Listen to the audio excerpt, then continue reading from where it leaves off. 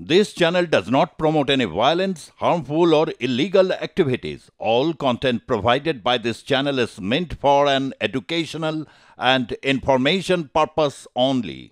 কবে হবে বাংলাদেশের নির্বাচন? অন্তর্বর্তী সরকার তারা বাংলাদেশে ক্ষমতায় রয়েছে ইতিমধ্যেই 100 দিন অতিক্রান্ত। সেই 100 দিন অতিক্রান্ত হওয়ার জন্য ইতিমধ্যে সংবাদ মাধ্যমে নিজের বক্তব্য পেশও করেছেন অন্তর্বর্তী সরকারের প্রধান উপদেষ্টা ডক্টর মোহাম্মদ ইউনূস। পাশাপাশি শেখ হাসিনা তিনি দেশ ছেড়েছেন, সেটাও 100 দিন অতিক্রান্ত। বিগত কয়েকদিন আগে আমরা আপনাদের সামনে তুলে ধরেছিলাম নির্বাচনের তোড়জোড় শুরু হয়েছে ওপার বাংলাতে, কিন্তু নির্বাচন কি আদেও হবে নাকি নির্বাচন পঞ্চবার্ষিকী পরিকল্পনায় বাংলাদেশের? ওপার বাংলার ভবিষ্যৎ কি হতে চলেছে? অন্তর্বর্তী সরকারের বা মেয়াদ কতদিন? সবটা আপনাদের জানাবো, চলুন দেখা যাক। শুরুটা হয়েছিল ছাত্র আন্দোলনের জেরে, আর তারপর ছাত্র আন্দোলনের মধ্য দিয়ে, আর তারপর গণ অভ্যুত্থান। আর সেই গণ অভ্যুত্থানের জেরে 5ই আগস্ট দেশ ছাড়েন শেখ হাসিনা। বলা যেতে পারে প্রধানমন্ত্রীর পদ থেকে পদত্যাগ করে দেশ ছাড়তে বাধ্য হন। বর্তমানে অন্তর্বর্তী সরকার সেখানে ক্ষমতায় রয়েছে, তারাই দেশ চালাচ্ছে। আর এই অন্তর্বর্তী সরকারের প্রধান উপদেষ্টা ডক্টর মোহাম্মদ ইউনূস। তবে প্রশ্নটা হচ্ছে এই জায়গায়, এই অন্তর্বর্তী সরকার ভোটের মাধ্যমে নির্বাচিত হয়ে বাংলাদেশে ক্ষমতায় আসেনি। সেক্ষেত্রে কবে আবার ভোট হবে ওপার বাংলায়? কবে আবার নিজেদের গণতান্ত্রিক অধিকার প্রয়োগ করতে পারবেন ওপার বাংলার মানুষজন? নির্বাচনের মাধ্যমে কবে পূর্ণ ক্ষমতায় আসবেন গণতান্ত্রিক সরকার? এই বিষয়ে মোহাম্মদ ইউনূস তার ঠিক কি বক্তব্য? তার বক্তব্য, নির্বাচনে বিধিমালার কাঠামোর বিষয় দেশে দ্রুত ঐক্যমত দরকার। আমরা অন্তর্বর্তী সরকার, তাই আমাদের মেয়াদ যতটা সম্ভব সংক্ষিপ্ত হওয়া উচিত। কিন্তু যেটা বলছেন মোহাম্মদ ইউনূস, আদতে সেটা কার্যকর হবে তো? 17ই নভেম্বর জাতির উদ্দেশ্যে তিনি ভাষণ দেন। সেখানে কি জানান? তিনি জানান ভোট গ্রহণ করা হবে নির্বাচনী সংস্কারের পরে। কিন্তু কতদিনে শেষ হবে নির্বাচনী সংস্কার ওপার বাংলায়? নির্বাচন আয়োজনে যে সংস্কার কমিশনের সুপারিশমালায় রাজনৈতিক দলসমূহ এবং দেশের সকল মানুষের মতামত অপরিহার্য, সেই কমিশন হলো সংবিধান সংস্কার কমিশন। এই সুকীয় সংস্কার কাজ শেষ করেই আমরা আপনাদের কাঙ্ক্ষিত নির্বাচন আয়োজন করব। নির্বাচনের ট্রেন যাত্রা শুরু করেছে, এটা আর থামবে না। কিন্তু যেতে যেতে আমাদের অনেকগুলো কাজ সেরে ফেলতে হবে। এই ট্রেন শেষ আসবে সেটা নির্ভর করবে কত তাড়াতাড়ি আমরা তার জন্য রেল লাইনগুলো বসিয়ে দিতে পারি, আর তা হবে রাজনৈতিক দলসমূহের ঐক্যমত্যের মাধ্যমে। বিএনপির মহাসচিব মির্জা ফখরুল ইসলাম আলমগীর, তার ঠিক কি মত? তিনি বলেন যত দ্রুত নির্বাচন হবে তত দেশের জন্য মঙ্গল। কিন্তু দ্রুত নির্বাচন আদতে হবে তো ওপার বাংলায়? পাশাপাশি হাসিনা দেশ ছাড়া নিয়েও তিনি মন্তব্য করেন। কি ছিল সেই বক্তব্য? একবার শোনাবো আপনাদের। যে দ্রুত নির্বাচন হওয়াটাই এই দেশের জন্য, জাতির জন্য মঙ্গল। কেন বলছি? আমাদের অভিজ্ঞতা থেকে এই ধরনের সরকার যতদিন বেশি থাকে তত সমস্যা তৈরি হবে। কেন? এর তো ম্যান্ডেট নাই, তো নির্বাচিত সরকার নয়। হাসিনা পালিয়ে গেছে কেন?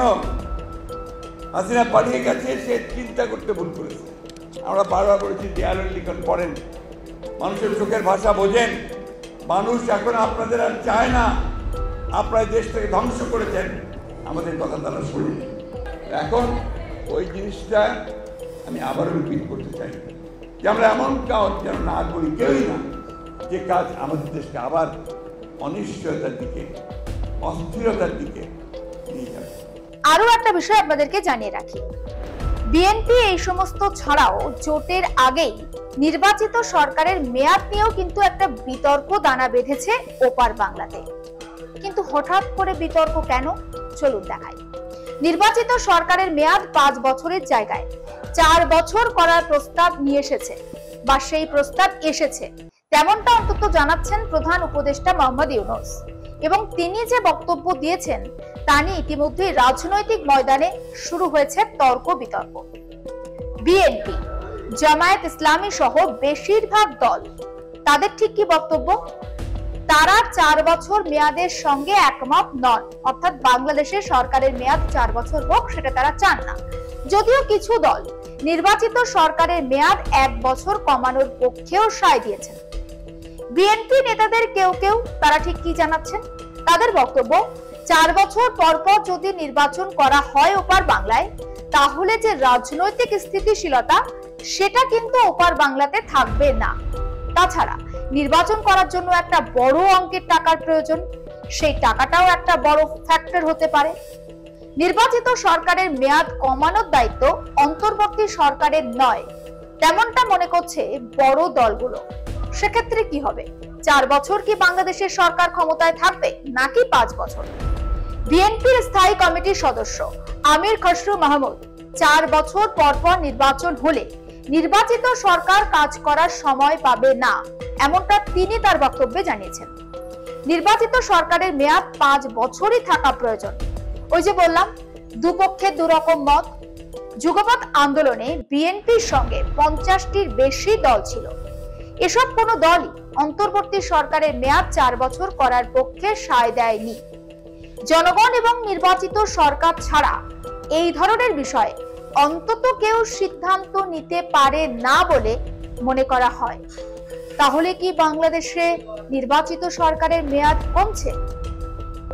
জাতিসংঘের জলবায়ু সম্মেলনের অনুষ্ঠানে যোগ দিতে গিয়ে বিদেশি সংবাদ মাধ্যম আল জাজিরাকে একটি সাক্ষাৎকার দেন কে? অন্তর্বর্তী সরকারের প্রধান ডক্টর মোহাম্মদ ইউনূস। সেই সাক্ষাৎকারে তিনি ঠিক কি বলেছেন বলবো আপনাদের। তিনি বলেছেন, নিয়মিত সরকারের মেয়াদ 5 বছর, অর্থাৎ 5 বছর হওয়া উচিত। মানুষের সরকারের মেয়াদ বা মানুষ সরকারের মেয়াদ কম চায়।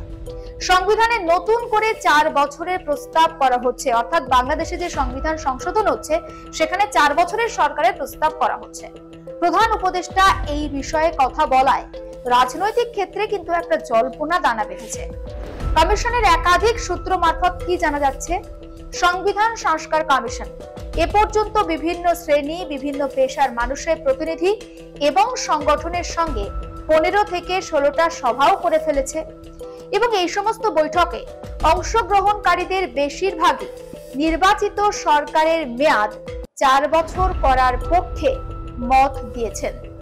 তাহলে কি বাংলাদেশের নির্বাচিত সরকারের মেয়াদ কমছে? বিএনপির মিত্র 12 দলীয় জোটের মুখপাত্র শাহাদাত হোসেন তিনি ঠিক কি জানান? তিনি বলেন, রাজনৈতিক ঐক্যমত ছাড়া নির্বাচিত সরকারের মেয়াদ কমানোর বিষয়ে কোনো সিদ্ধান্ত নেওয়া হলে তা গ্রহণযোগ্য পাবে না বা সেটা গ্রহণযোগ্য হবে না। তাহলে কি হবে? নির্বাচিত সরকারের মেয়াদ কি 4 বছর নাকি 5 বছর? কোন সিদ্ধান্তে পৌঁছাবে ওপার বাংলা? আর কবে হবে ওপার বাংলা নির্বাচন? নাকি মোহাম্মদ ইউনূসের অন্তর্বর্তী সরকারের মেয়াদ অনন্তহীন? প্রশ্নটা থাকছে।